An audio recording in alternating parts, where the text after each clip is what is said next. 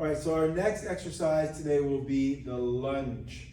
Now, there's a lot of misunderstanding when it comes to lunges. Lunges are not a beginner exercise. If you're very new to lunge and you've never done them before, make sure you review this video a few times, or better even yet, make sure you're talking to your coach or a trainer or someone who knows how to do this correctly. Now, lunges are mainly a lower body exercise, but it is important to think of your posture and your core and your breathing when you're doing them, okay? So Lucas is now in the tall kneel position, we call this. His knees are approximately hip distance apart.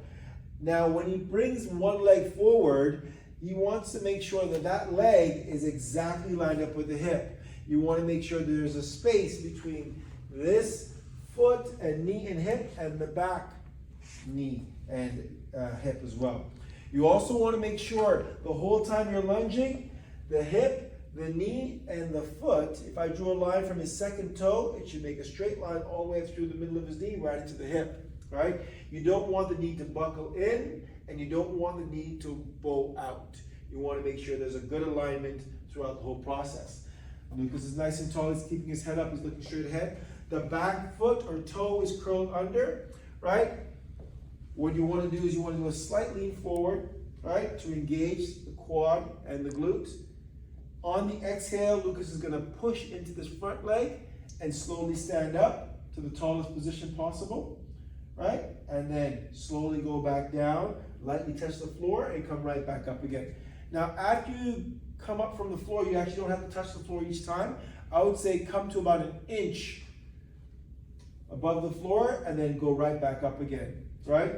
You always want to make sure the tension is in the front leg more than this leg. You'll feel a stretch as you go down. You feel a big stretch here, but you want to make sure the tension's in that front leg, okay? Now he's going to switch sides. The other thing to be aware of as well is that you don't want this knee to be really far behind the hip. You want the knee to be in line in the beginning.